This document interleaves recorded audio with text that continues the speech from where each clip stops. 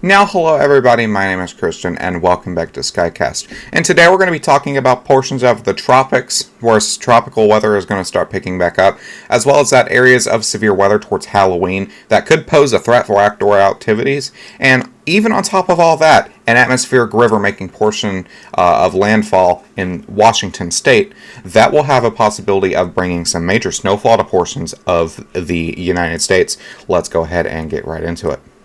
Now, right here we are looking at an area of development, portions of the Caribbean. As of right now, fairly low chance. This is a 30% chance of development over the next 7 days. There are some thunderstorms, obviously, as we can see through this area. The warm water temperatures, the low wind shear, all that stuff is going to come together to create an area of low pressure, and that can help with the organization of these storms. Now, a lot of the models predict it heading out towards portions of the Dominican Republic and Haiti, and continuing just to head out to the Atlantic. But due to the things that we're seeing, it's pretty hard to tell where this is still going to go. It's still a little bit far out for us to get that exact track.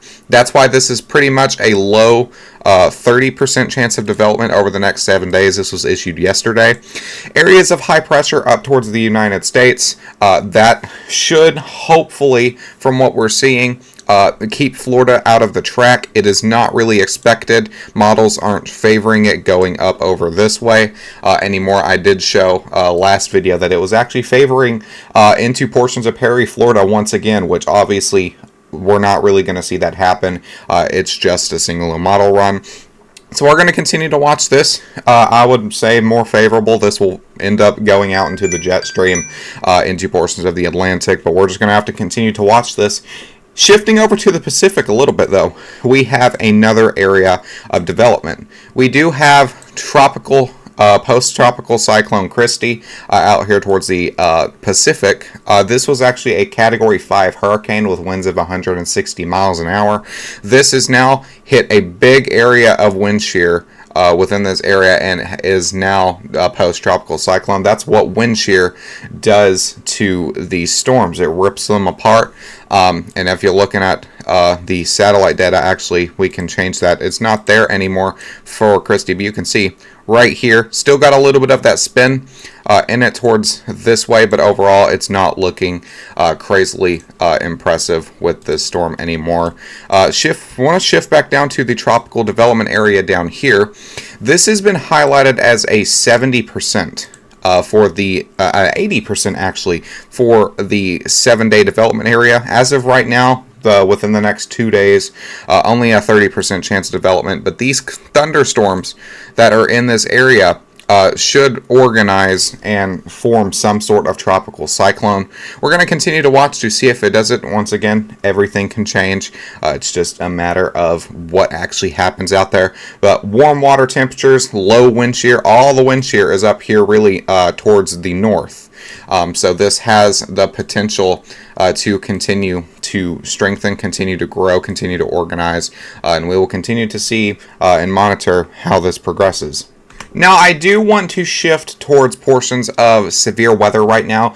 As of today and tomorrow, there's not anything crazy going on with severe weather. It's when we get into portions of the 29th, 30th, 31st where we're going to start seeing that pickup in activity.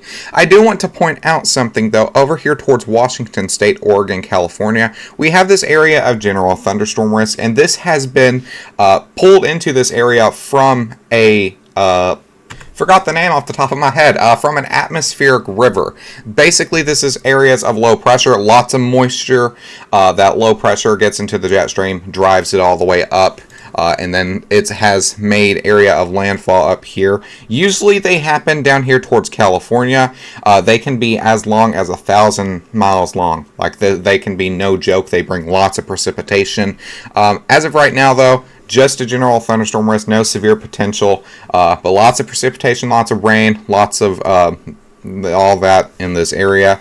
Once again, no severe weather really expected, just all that. This atmospheric river can shift to be pretty much a snow threat, though, as we get into portions over here towards portions of the Central Plains and the Western Central Plains. Now, as we go through the model runs, you can see as of right now, Lots of that Lots of that precipitation up here towards portions of Washington State. All that green, a little bit of that blue. That's going to be that snow and that rain within this area. And if we continue, that continues for the next day or so. And as that continues to move through, you can see continue the model run. Snow at those higher elevations begin to pick up along the area of Colorado, Wyoming, portions of Utah. And if that continues, it gets pretty heavy at some points. That can lead to some accumulations for these areas. You can see now, getting to portions of the 30th, that switches to even some more snow as a cold front moves through that area. Portions of North Dakota, South Dakota. So we're going to continue to see what accumulations can come from this. This is actually expected, the backside of the snow, but that low pressure right there, some more severe weather. That first day of severe weather that we're going to be seeing for the next little bit. Now the National Weather Service has highlighted a marginal risk of severe weather for this area, stretching from central Kansas all the way up into portions of Wisconsin. Probability of this being a severe weather event is a 5%. So overall, not too crazy, not too high. We will continue to monitor this to see if it gets upgraded.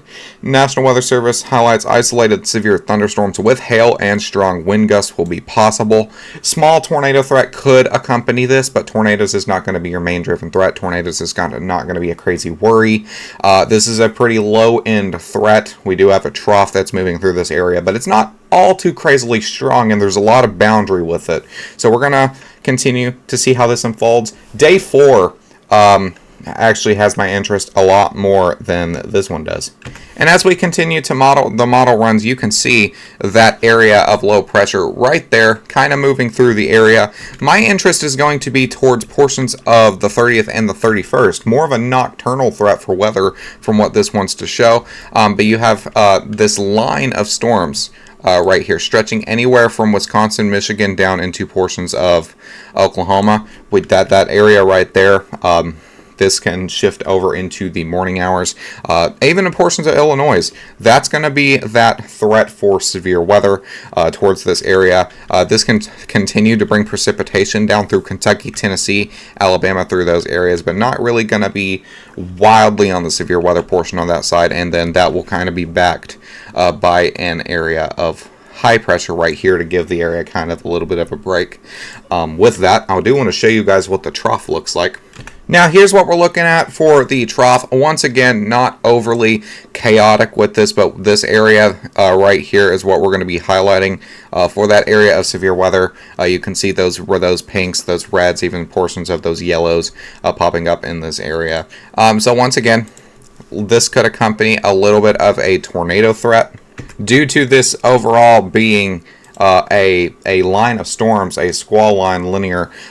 This is going to be more of a damaging wind, and I'd say maybe some small hail. Once again, a tornado is possible to accompany this. It's not going to be too crazy that way, though. 15% risk of severe weather. Northern Texas, Oklahoma, Arkansas, Missouri, and into portions of Kansas. National Weather Service issued this morning.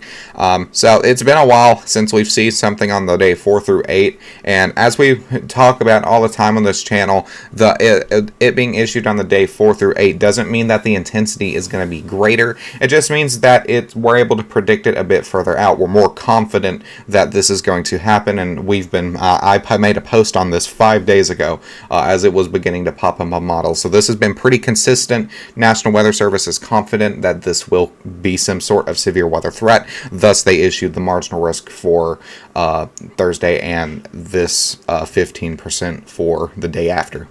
Marginal risk for Tuesday. My bad. I re-looked at the video and I thought I said Thursday. If you want to pause to read this, you can. It shows the upper level trough moving through the area and kind of explains what it's going to do. The most favorable area for storms being through Oklahoma into portions of Missouri where that 15% does sit. Now, besides that, that's all I have for you guys today. Thank you guys so much for tuning in and choosing Skycast as your go-to weather. Continuing to make daily updates on my X page, Collins WX. You can follow it, link in the description, or search me up. Feel free to do that if you like. Have a great day, and I'll see you guys in the next one. Toodaloo.